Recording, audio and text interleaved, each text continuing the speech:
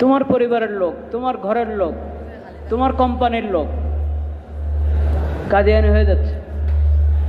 আর ঘোষিত কাদিয়ানি কোম্পানি তো আছেই। প্রাণ আরএফএল আছে না, কাদিয়ানি না তারা? তো তাদের তাদের আপনারা যারা মুসলমানদের দোকানে তাদের পণ্যের অভাব আছে?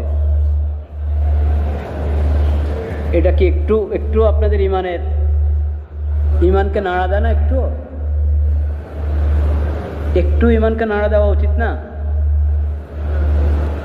কিভাবে আরএফএলের লোটা আপনার হাম্মামে থাকে, আপনার ওযুখানায় থাকে আরএফএলের লোটা, আপনার ওয়াশরুমে আরএফএলের লোটা থাকে কিভাবে?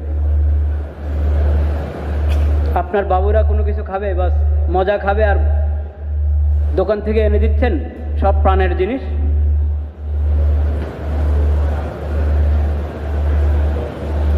ইফতার করছেন, আপনার দস্তরখানা পানি, প্রাণের পানি, আপনার দস্তরখানে প্রাণের সামান। আপনি বলছেন আল্লাহুম্মা লাকা সুমতু আলা রিজকিকা আফতারতু, এই দোয়া পড়ছেন, আল্লাহ তোমার জন্য রোজা রেখেছি, তোমার নামে ইফতার করছি। তো আল্লাহর নামে ইফতার করছেন আল্লাহর দুশমনদের সামান দিয়ে।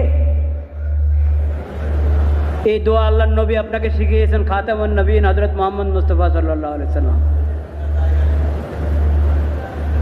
এই আখিরি নবীর শিখানো এই দোয়া পড়ছেন ইফতারের সময়, ইফতার গ্রহণ করছেন আল্লাহর নবীর দুশমন, ইসলামের দুশমন, আল্লাহর দুশমনদের তৈরি করা তাদের ব্যবসায়ী পণ্য দিয়ে,